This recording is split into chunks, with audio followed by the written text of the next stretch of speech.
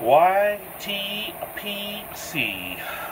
Uncle Butter, Gadsden Flag, VR. Wanted to throw in a big shout out to the pipe milk really first. I had a terrible, terrible day on Wednesday. Everything that could go wrong was going wrong. And I don't normally equate buying something to make yourself feel better, but I said, you know, I'm going to treat myself. Bought myself a Wizard from the Cobbin series. It's nice Rob Roy bowl shape, nice 7 or 8 inch stem on it. It's kind of like the anti-ghost cob, because first thing Shawnee Boy says is, well, you should take that bit off and put the tiny little royal bit on, so it's like right here. I'm like, thank you, no. We go rounds and rounds. We have a good time, him and I.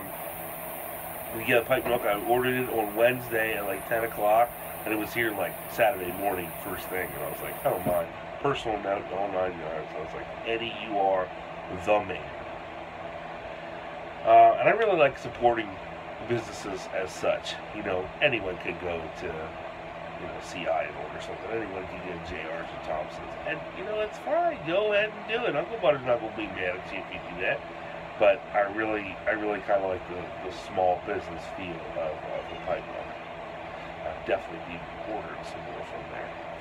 Prices are very, very fair. At any rate, this is really a VR to Canine Piper, who has reached another a milestone, as we all like to celebrate these things, in his level of subscription. So congratulations on that, first of all. And I have a couple. I was going to do my story about 9/11, and I thought, you know, you said specifically in your video that you'd want to look up some different things, and I thought maybe it would be good to give you a couple of different ones. I mean, I could tell you, I could do a 20-minute video on exactly where I was on 9/11 and some of my associations with some of the people that were involved, but I thought maybe it would be better for me to do a couple different ones. So, first one I have to say is when the Berlin Wall went down in '89, and my mom and I were always very avid news watchers. I remember, you know, I was walking through the house and I heard my mom crying heavily, like, you know, like almost sobbing. And I walked in and she's sitting in the chair. I looked at the screen and this crane is taking down a piece of the Berlin Wall. And I kind of knew what that was, and you know, we kind of all knew at that point about the USSR, of course, the Cold War, excuse me, and everything. So it was an extremely momentous occasion.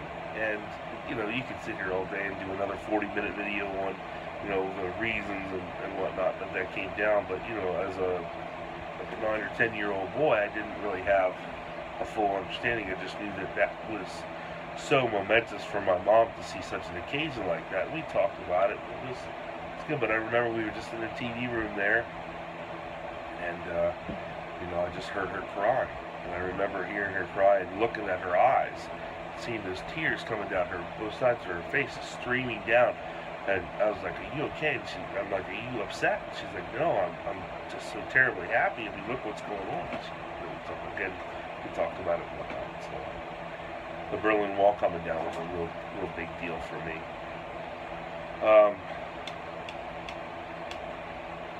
The next one I would say would be, I thought would be interesting to learn about or whatever, because it's kind of a lesson in mass hysteria, was the Y2K scare. So Y2K, you know, computers use 2 digits for year, and you know, they try to convince the world that they, whoever they are, that when the clock struck midnight on January the 1st, 2000, everything was going to come to a screeching halt, because the computers weren't going to be able to handle, you know, the numbers and all the computer systems that really at that point we had started to really very much rely on. We're just going to kind of just go floof. Well, I remember the entire world was waiting with bated breath to see what was going on, and of course nothing happened. So these little Pacific islands that no one even knew the name of became very important because they were going to kind of be the guinea pigs, and they decided, the world had decided, well, what they were going to do. Oh, here comes the assistant. He knows when I push that play button, Canine, he really does. But, those are my answers. I mean, I could go on for ages more about the Bread Davidians and the Hale-Bopp Comet weirdos or whatever.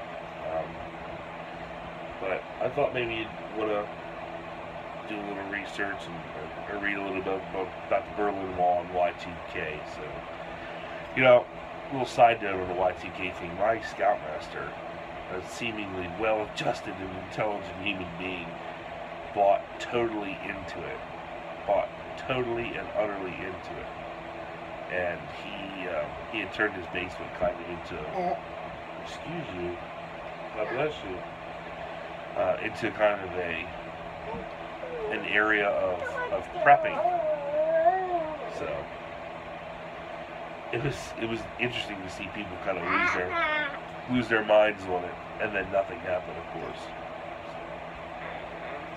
I was in college at the time, and everyone was like, "Oh God, please, you know, let it go so we don't have to go to class." And I'm like, you don't understand how bad. If it would happen, it would be pretty significant. But anyway, my assistant fancies himself a silly person. Say hello. Hello. Dada. Yeah, that's Dada. You can see Dada on there. You should see yourself on there as well. Yeah. Yeah. All right, Canine. Congratulations.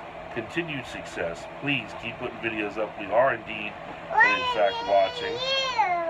And can't wait for the next question to come out for your next deal. So, anyway, SUB Piper and the person that survived Y2K.